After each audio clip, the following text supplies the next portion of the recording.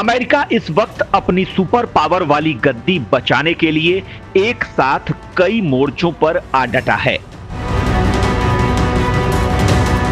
एक तरफ वो भारत को तेजी से अपने फेवर में लेने वाली बातें कर रहा है,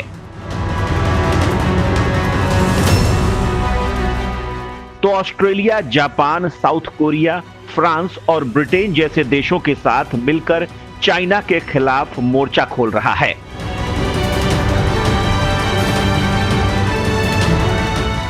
साउथ चाइना सी में चीन को अमेरिका चौतरफा घेर चुका है।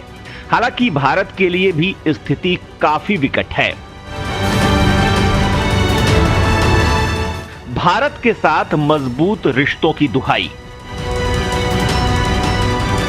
कोरोना वायरस की मुश्किल घड़ी में अमेरिका ने भारत को वेंटिलेटर्स देने का ऐलान किया है। इसके साथ ही अमेरिकी राष्ट्रपति डोनाल्ड ट्रंप ने कहा कि भारत और अमेरिका कोरोना का टीका भी बना रहे हैं।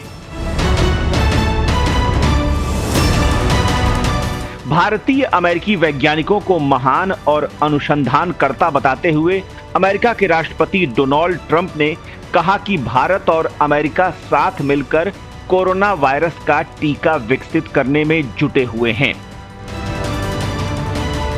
ट्रंप ने कहा कि इस साल के अंत तक कोरोना वायरस का टीका विकसित होने की संभावना है।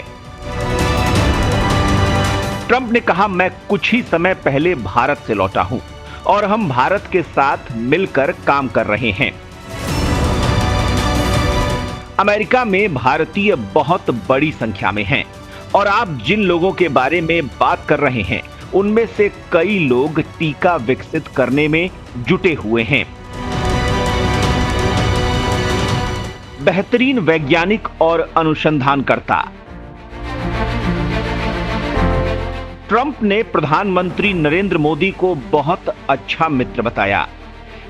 इस बीच समाचार एजेंसी एपी के खबर के अनुसार अमेरिका के राष्ट्रपति डोनाल्ड ट्रंप ने उम्मीद जताई कि इस साल के अंत तक या उससे कुछ समय बाद कोरोना वायरस का टीका बाजार में उपलब्ध हो सकता है।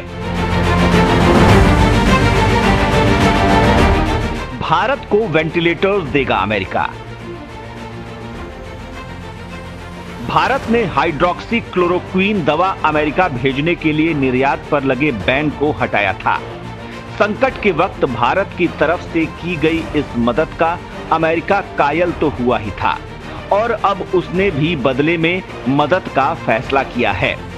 राष्ट्रपति डोनाल्ड ट्रंप ने भारतीय समयानुसार रात करीब 12:30 बजे ट्वीट किया,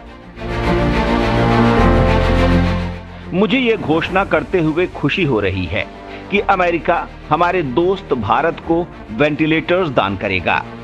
हम इस महामारी के वक्त भारत और पीएम नरेंद्र मोदी के साथ खड़े हैं। हम वैक्सीन बनाने में भी सहयोग कर रहे हैं। हम साथ मिलकर इस अदृश्य दुश्मन से लड़ेंगे।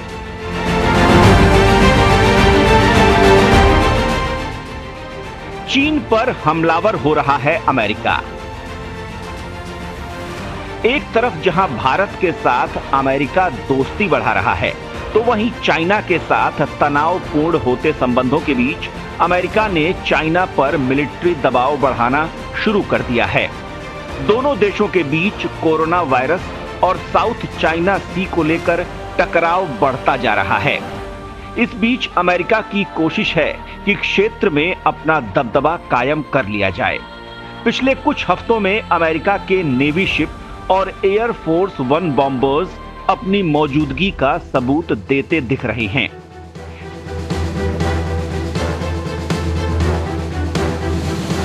CNN के मुताबिक अमेरिका की कोशिश है कि कोरोना की चपेट में आए एयरक्राफ्ट कैरियर USS थेडोर रूजवेल्ट को महीने के अंत तक वापस क्षेत्र में भेजा जा सके। एक और खुद राष्ट्रपति डोनाल्ड ट्रंप और विदेश मंत्री माइक पोम्पियो पेइचिंग को लगातार घेर रहे हैं। वहीं दूसरी ओर सैन्य गतिविधियां जारी हैं। अमेरिका ने चाइना पर यह आरोप तक लगाया है कि उसने कोरोना की महामारी का फायदा उठाकर मिलिट्री और इकोनॉमिक फायदे उठाने की कोशिश की है।